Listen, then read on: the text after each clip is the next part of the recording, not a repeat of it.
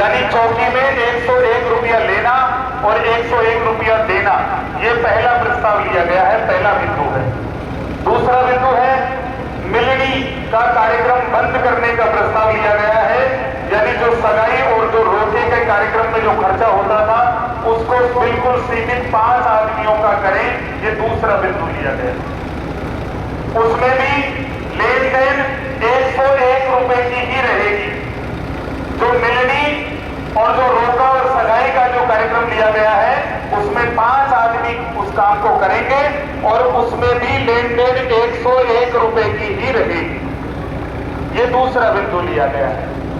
तीसरा बिंदु लिया गया है मृत्यु भोज, जिसको हम धनभोज, काज या मृत व्यक्ति के उपलक्ष्य में जो सवामणी करते हैं वो पूर्णतः बंद रहेगी। ये तीसरा बिंदु लिया गया है।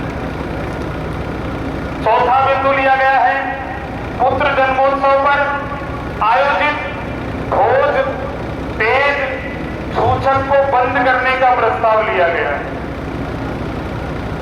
ये सही कह रहे हैं एमएलए साहब कि आजकल एक नया व्यवस्था चल गई कि फर्श के ऊपर बैठ करके नहीं लेंगे, या तो कुर्सी के ऊपर बैठ करके ले लो या फिर खाट के ऊपर बैठ करके ले लो।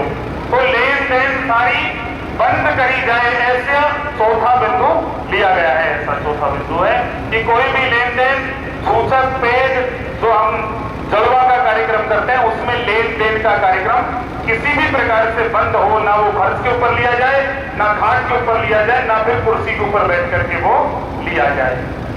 पांचवा बिंदु है लग्न टीका में 101 रुपए का ही लेन देन किया जाए। जो हम टीका या लग्न देते हैं उसमें 101 रुपए का ही लेन देन किया जाए।